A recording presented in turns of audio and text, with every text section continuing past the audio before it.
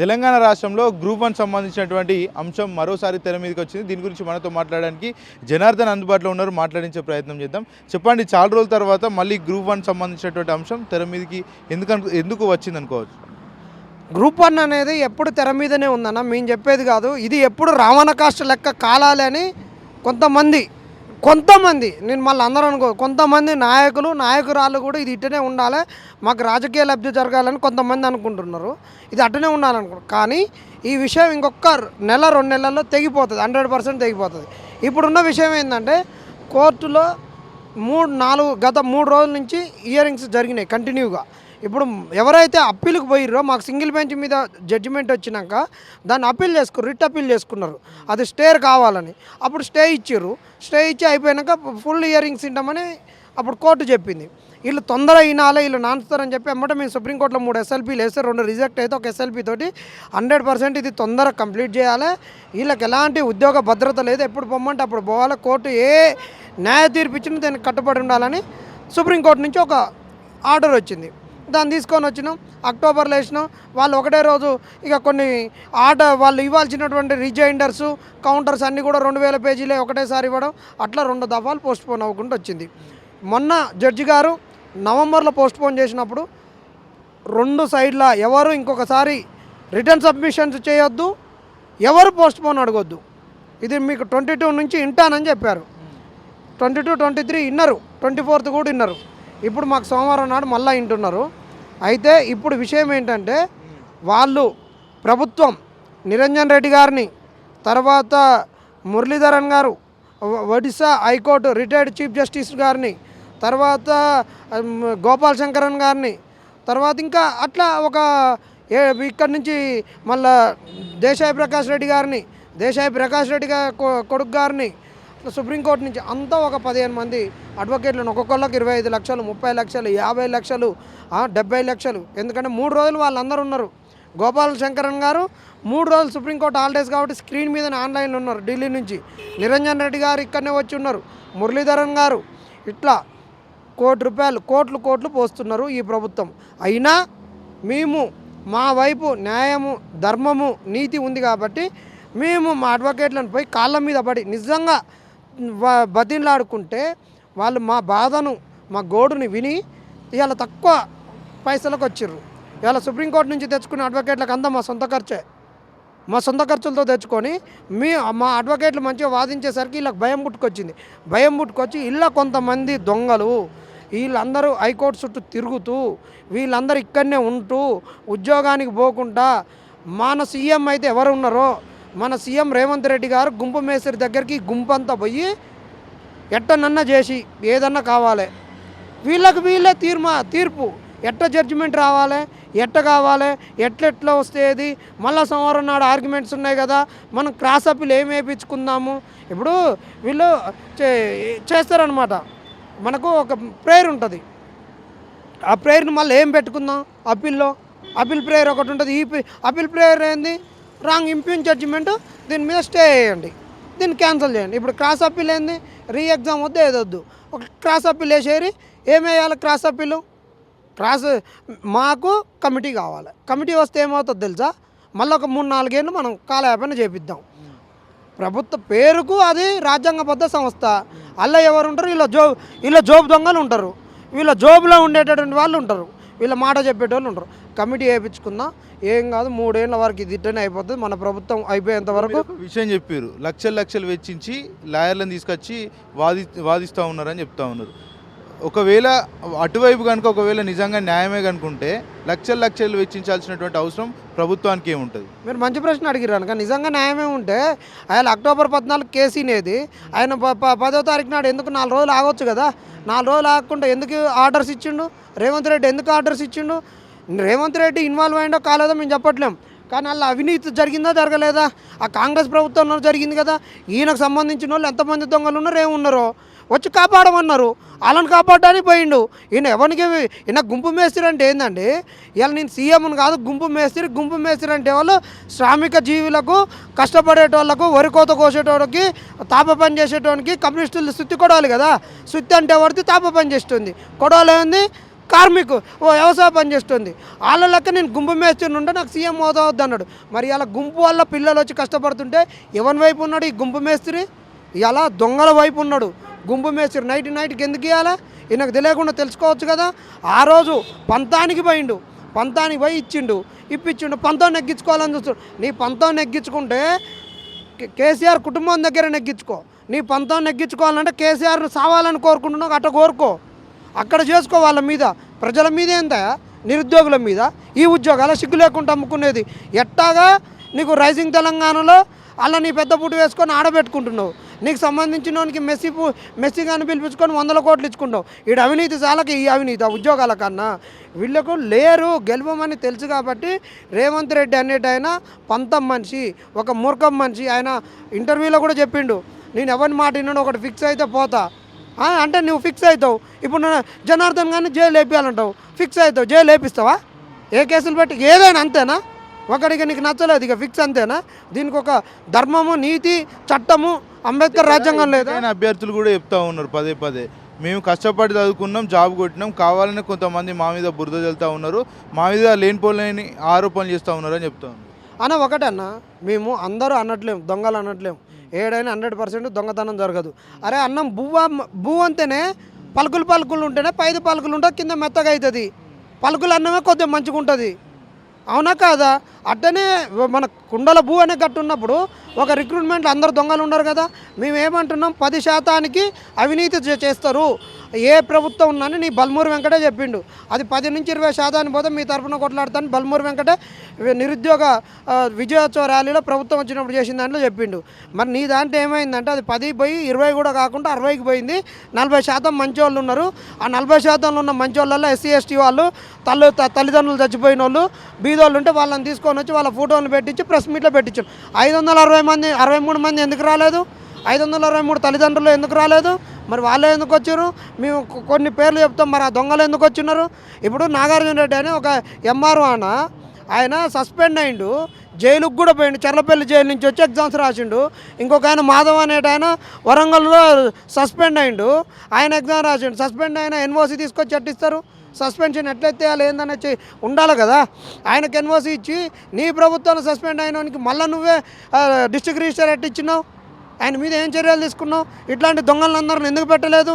వీళ్ళంతా పన్నీరు లెక్క అంత పవిత్రమైన వాళ్ళే కదా, మరి ఎందుకు చేయలేదని అడుగుతున్నావు. అవకతవకలు జరిగినాయి అంటారా, అవినీతి జరిగింది అంటారా? అవకతవకలు ఎట్లా జరుగుతాయని? అవినీతి జరిగితే అవకతవకలు జరుగుతాయి, అవినీతి జరగకుండా జరుగుతాయా? ఇప్పుడు హత్య చేసిండంటే చంపినట్టే కదా. మళ్ళీ ఇంకా మళ్ళీ చంపి హత్య చేసిండన్నాక సచ్చిండా అంటే ఎట్టా? మొన్న బట్టి విక్రమార్క కూడా ఒక సభలో చెప్తా ఉన్నారు, మేము జాబ్ క్యాలెండర్ ఇచ్చినామని చెప్తా ఉన్నారు. నిజంగానే మరి నిరుద్యోగులకు జాబ్ క్యాలెండర్ ఇచ్చారు అనుకోవచ్చు? మాకు ఇవ్వలేదన్న, కాంగ్రెస్ వాళ్ళకి ఇచ్చారు. పంచాయత్ సెక్రటరీ జాబ్ క్యాలెండరు, ఎంపీటీసీలో జాబ్ క్యాలెండర్, అది జాబ్ క్యాలెండరు. ఆయన మరి ఎట్ట మాట్లాడుతుండేమో. అసలు బట్టి విక్రమార్కకు అసలు నిజంగా నేను చెప్తున్నా, బట్టి విక్రమార్క నువ్వు గనక నేను నేను రికార్డు చేసుకొని నా మీద కేసు పెట్టుకోరు. నీకు గనక ఒక మనిషికి ఉండవలసినటువంటి విలువలు, సిగ్గు, లజ్జ, మానం ఏదన్నా ఉంటే నువ్వు ఆ పదవిలో ఉండకు, లేదంటే ఉండు. ఎందుకంటున్నావు అంటే వీళ్ళు ఏమన్నారు, కాంగ్రెస్ అంటే దళితులను అందరినీ కూడా ఒక ఉన్నత స్థానంలో ఉంచుతారు, చేస్తారు అని చెప్పారు. ఆ రోజు బీఆర్ఎస్ వాళ్ళు ఏమన్నా దళితులు అది ఇది అంటే అందరం స్పందించినాం, దళితులకి పార్టీలో విలువ లేదు అది ఇదని. కానీ ఈరోజు ఏం జరిగింది? వీళ్ళు చేసినటువంటిది ఘనకార్యం చూడండి, నేను చూపిస్తా. ఈ బట్టి విక్రమార్క ఆయన యాదగిరిగుట్టలో టెంపుల్ కాడ కూర్చుంటేనే ఆయనకు చిన్న పీట వేసిర్రు. ఇక చూడు బస్సులో ఇప్పుడు రైజింగ్ తెలంగాణ అని ఉంది. రైజింగ్ తెలంగాణలో ఆయన ఫోటో చూడు ఎంత ఉందో. ఆయన ఫోటో చూడు, ఈయన ఫోటో చూడు. మరి డిప్యూటీ సీఎం అంటే ఏ హోదాలో ఉంటాడు, ఎట్టుంటాడు? ఎమ్మెల్యేనే కదా. ఈయన ఫోటో ఇగో ఇది బస్సుల మీద వేసిన యాడు, ఇంకొకటి మనకు ఓర్డింగ్లో కూడా వేసిన యాడు, ఈడ కూడా చూడు రాదు, మెట్రో పిల్లర్లకు వేసింది. ఇంతకన్నా ఏం కావాలి? నీ గేసిన పీట చిన్నగానే ఉండే, నీ గేసిన అడ్వర్టైజ్మెంట్ చిన్నగానే ఉండే, నీ ఎవరికి న్యాయం చేస్తావు? ఈ దళితుల తరపునే కదా నువ్వు ముఖ్యమంత్రి అయింది, నువ్వు ఈ దళితుల వల్లనే కదా నీకు మధురలో సీట్ ఇచ్చింది. అసలు వీళ్ళు ఎవరండి? వీళ్ళని ఎల్లగొట్టాలో తెలుసా? మళ్ళీ కుటుంబాన్ని దళితుల కుటుంబం నుంచి వెలివేయాలి. వీళ్ళు పట్టుమని 10 మంది ఉండరు. వీళ్ళకు కిలో బియ్యం అంతే అరకిలో భూ అయిపోద్ది తెలుసా? కిలో బియ్యం అంతే అరకిలో అయిపోవు.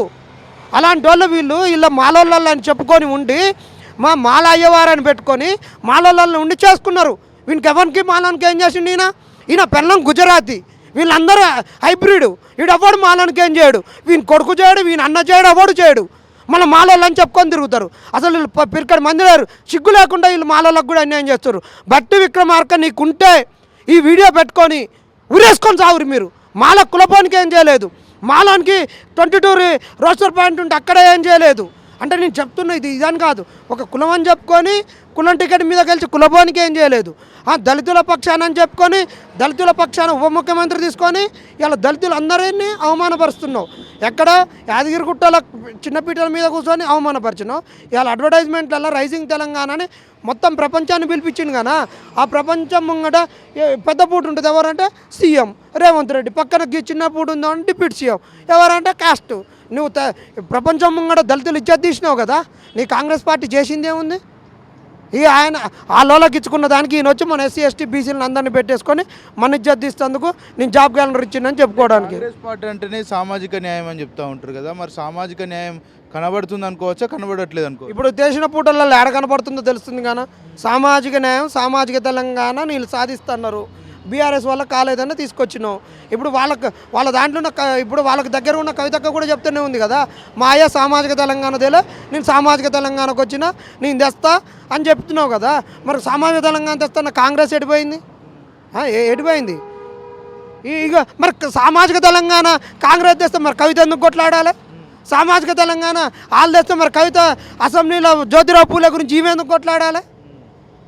అవునా కాదా? రైజింగ్ వన్ అని పెద్ద పెద్ద ఫ్లెక్సీలు పెడతా ఉన్నారు, కోట్ల బడ్జెట్ కూడా దాన్ని శాంక్షన్ చేస్తూ ఉన్నారు. మరోపక్క బడ్జెట్ లేదంటున్నారు, అది వేరే విషయం. కాకపోతే నిరుద్యోగులకు సంబంధించి 2 ఏళ్ల పండుగలో పాల్గొంటున్నారా, లేకపోతే ప్రభుత్వాన్ని ఎప్పటిలాగానే విమర్శిస్తున్నారు అనుకోవచ్చు? ఏముందని పాల్గొంటారా? 9 మంది వచ్చారు కాంగ్రెస్ వచ్చినాక. ఆ 9 మందిలో మొత్తం ఎస్సీ ఎస్టీ బీసీ మైనార్టీ పిల్లలే ఉన్నారుగా. ఆ సావులకు కారణాలు కాంగ్రెసే కదా. అయ్యాలు ఈయనే వచ్చి మురళీనాయక్ పాడం మోసినటువంటి అద్దంకి దయాకర్ ఎక్కడ పోయిండు, బట్టి విక్రమార్క ఎక్కడ పోయారు, వీళ్ళందరూ ఎక్కడ పోయారు? ప్రబలిక సచిన్ రోజు వచ్చిన వాళ్ళందరూ వీళ్ళందరూ ఏడ చచ్చిర్రు. ఆయన రోహిన్ రెడ్డి వచ్చి ఉన్నాడు కదా, మరి రోహిన్ రెడ్డి ఇవాళ ఎందుకు రావట్లేడు? రోహిన్ రెడ్డి మొత్తం హైదరాబాద్ చుట్టుపక్కల సెటిల్మెంట్లు, ఒకటే ఈ గ్రూప్ 1 కేసును కూడా సెటిల్మెంట్లతోటి సెట్ చేయాలని చూస్తున్నారు. ఈ దొంగలను ఈ గుంపు మేస్త్రి దగ్గరికి రానివద్దు. మీకు ఒకటే చెప్తున్నాం, సమయం ఏది అయిపోయింది. మీ కేసులో ఖచ్చితంగా మేమే గెలుస్తాము. అన్యాయం జరిగిందని ఫస్ట్ నుంచి కొట్లాడేటోళ్ళం మేము గెలుస్తాం. మా అడ్వకేట్లు ఆర్గ్యుమెంట్స్ మా అడ్వకేట్లు ఇచ్చిన దానికి వీళ్ళు చేసి ఇట్లా భయపడుతున్నారు. ఇంకొకటి వీళ్ళు ఏం చేస్తున్నారో తెలుసా, రేపు ఈ కమిటీ ఒకటే కాకుండా వీళ్ళ దాంట్లో అంటే సివిల్స్ వచ్చిన వాళ్ళు, వాళ్ళు వచ్చిన వాళ్ళు, వీళ్ళు వచ్చిన వాళ్ళు ఉన్నారు, లిస్ట్ పెడుతుంటున్నారు. ఆ లిస్టుతో పాటు నీ అడ్వకేట్లు కూడా మా దాంట్లో ఆల్రెడీ ప్రభుత్వం నుండి సస్పెండ్ అయిన వాళ్ళు ఉన్నారు, దొంగలు ఉన్నారు, చల్లపల్లి జైలు పోయిన వాళ్ళు ఉన్నారు, చెంచలు కూడా జైలు పోయిన వాళ్ళు ఉన్నారు, అందరు ఉన్నారని ఆ లిస్టు కూడా పెట్టాలి. మరి ఈ దొంగలందరూ కలిసి ఎక్కడ సంచులు మోసిరు, ఇప్పుడు ఎవరికి సంచులు మోస్తున్నారు? రేవంత్ రెడ్డికి సంచులు మోయడానికి వీళ్ళందరూ. ఇంకొకటి ఏందో తెలుసా అన్న, ఎంపీడీఓ అనేటటువంటి అలా చిన్న పోస్టు, అలా ఎంఆర్ఓ ఇమ్మార్ఓలు ఉన్నోళ్ళు ఉన్నారు. ఆ ఎంపీడీఓలు కూడా ఏంటంటే వీళ్ళని అవమానపరుస్తున్నారు. డిప్యూటీ కలెక్టర్లు, డిఎస్పీలు, సిటీఓలు, మున్సిపల్ కమిషనర్లలో ఉన్న వాళ్ళు కొంతమంది వాళ్ళని అవమానపరుస్తూ మొన్న గ్రూప్ కాల్లో కూడా తిట్టిరే మీరు వస్తారా రారా అని వాళ్ళని బెదిరిస్తున్నారు తెలుసా వీళ్ళు. ఇంకా వీళ్ళ దాంట్లో ఎట్టా జరిగినాయి తెలుసా? 1:1లో ఇప్పుడు జాబ్ వచ్చిన వాళ్ళు డిప్యూటీ కలెక్టర్లది ఒక బ్యాచ్, డిఎస్పీలది ఒక బ్యాచ్, మళ్ళీ ఈ డిప్యూటీ కలెక్టర్లను ఎస్సీ ఎస్టీ బీసీలది ఒక బ్యాచ్, మళ్ళీ వీళ్ళు ఇళ్ళనే రానియట్లేరంట. మళ్ళీ ఇట్లా అన్ని వర్గాలను చేసుకొని మేము రెడ్డోళ్ళము ఉన్నోళ్ళం రెడ్డోళ్ళం అందరం పోయి మా రేవంత్ రెడ్డిని కలుస్తాము, మేము కలిసి తీసుకొస్తాం రా భయ్, మీరు ఎస్సీ ఎస్టీ బీసీలు ఎందుకు చేయరు రా భయ్, మీరు డబ్బులు కలెక్ట్ చేయరు ఈరి మా రేవంత్ రెడ్డి దగ్గర ఉంటాం. ఇప్పుడే మీరు ఇట్లా చేస్తే తెలంగాణ సామాజిక తెలంగాణ ఎట్టొస్తుంది రేవంత్ రెడ్డి? ఇప్పుడే నీ దాంట్లోనే నువ్వు పీటలేయలేదు బట్టి విక్రమార్కకు. రైజింగ్ తెలంగాణ ప్రపంచం ముంగటనే దళితులను అవమానపరిచినావు. ఇలాంటి ముంగట ఇగో ఇలాంటివన్నీ జరుగుతాయి. కాబట్టి ఈ కాంగ్రెస్లో సామాజిక తెలంగాణ ఉండదు, ఏ తెలంగాణ ఇతర తెలంగాణ ఉండదు, ఇనుప తెలంగాణ ఉండదు, కంచెల తెలంగాణ. కాంగ్రెస్ 2 ఏళ్ల పాలనలో 9 మంది ఆత్మహత్యలు చేసుకున్నారని మీరు చెప్తా ఉన్నారు, కానీ వాటికి సంబంధించినటువంటి అంశాలు ఎక్కడ కూడా బయట పెట్టట్లేదు, బయటికి రావట్లేదు, ఎందుకు అనుకోవచ్చు? ఇప్పుడు మాలాంటి వాళ్ళని పెడితే కేసులు పెడుతుర్రు. వాళ్ళకి పంపించినాం కానీ ఎన్నిసార్లు పూటలు పెట్టలేదన్న పాపం, ఇంకెన్నిసార్లు అని పెడతాను చెప్పు తెలియదా? ఆయన బట్టి విక్రమార్కకి ఏ జీవో జిఏడి నుంచి ఇచ్చే జీవో తెలియదంట, మనకు పబ్లిక్ సర్వీస్ కమిషన్ తయారు చేసే ఎగ్జిక్యూటివ్ ఆర్డర్స్ తెలియదంట. ఒక దళితుని అనేటువంటి ముంగడ పెట్టిర్రు, ఆయనతో ఆట ఆడించుకుంటున్నారు. ఆయనకి ఇంకోటి తలిగిచ్చిర్రు, నందిని ట్యాక్స్ అని ఆయన పెళ్ళంది, గుజరాతీ మార్వాడి ముచ్చట్లు అన్నీ. మార్వాడి వాడు ఎట్టుంటాడు? మార్వాడి ముచ్చట్లు ఇక ఈయన డబ్బులు చేసుకోవడం మళ్ళీ వీళ్ళ దాంట్లో ఒక చీయాలి కానీ మూట నువ్వు డబ్బులు సంపాదించడం మళ్ళీ రేవంత్ రెడ్డిని వద్దాం ఏరిసి మొత్తం సామాజిక తెలంగాణ లేదు ఏది లేదు వీళ్ళను బట్టి కుటుంబాన్ని మార్వాడి కుటుంబంతో మిక్స్ అయింది కాబట్టి వీళ్ళని అసలు తెలంగాణ నుంచి బహిష్కరించాలి ఈయన నుంచి దళితులకు వచ్చింది లేదు ఏం లేదు ఎస్సీ ఎస్టీ బీసీ బిడ్డలకు అన్యాయమైన 29 జీవో గురించి మాట్లాడినోడు ఆయన చిన్న పీట వేస్తే మాట్లాడినోడు చిన్న ఫోటో పెడితే మాట్లాడినోడు అదే సామాజిక వర్గానికి అన్యాయం జరుగుతుంది అన్న ఇప్పుడు మాట్లాడినోడు ఈయన ఉంటేందుకు పోతేందుకు అంటే ఇన్నేళ్ల కాలం నుంచి నిరుద్యోగులకు సంబంధించిన అంశాల మీద మీరు పోరాటం చేస్తూ ఉన్నారు ఎప్పుడన్నా ప్రజాభవన్కి వెళ్ళి అక్కడ అప్పీల్ చేసే ప్రయత్నం అనేది చిన్నారెడ్డి కాళ్ళ మీద పడ్డంగా నా కాళ్ళు మొక్కినాక ఇంకేం చేస్తారు చెప్పు వాళ్ళు కాళ్ళు మొక్కించుకుంటారు కాంగ్రెస్ వాళ్ళు ఏం లేదు ఒట్టిదే అంత ఒట్టిదే ఇక్కడ బట్టి విక్రమార్కకు సంబంధించినటువంటి సోదరి కొడుకు అంటే ఏదైతే నిశ్చితార్థ వేడుకలు కూడా ప్రజాభవన్లో చేసినటువంటి పరిస్థితులు మనం చూస్తాం ఎట్లా చూడొచ్చు అంటే అది ఫంక్షన్ హాల్ చేసుకున్నారన్న కాంగ్రెస్ వాళ్ళు ఎమ్మెల్యేలకు అది ఫంక్షన్ హాల్ అంతే మరి మేము ఏమంటున్నాం అంటే ఆ ఫంక్షన్ హాల్ అప్పుడు మేము కూడా అన్నామన్నా అలా బంగారం ఉందన్నారు కదా బాత్రూము పోతే తెచ్చుకుంటే మా కేసుల కన్నా ఉపయోగపడితే ఆ బాత్రూమ్ అన్న చూపించమని అడుగుతున్నాం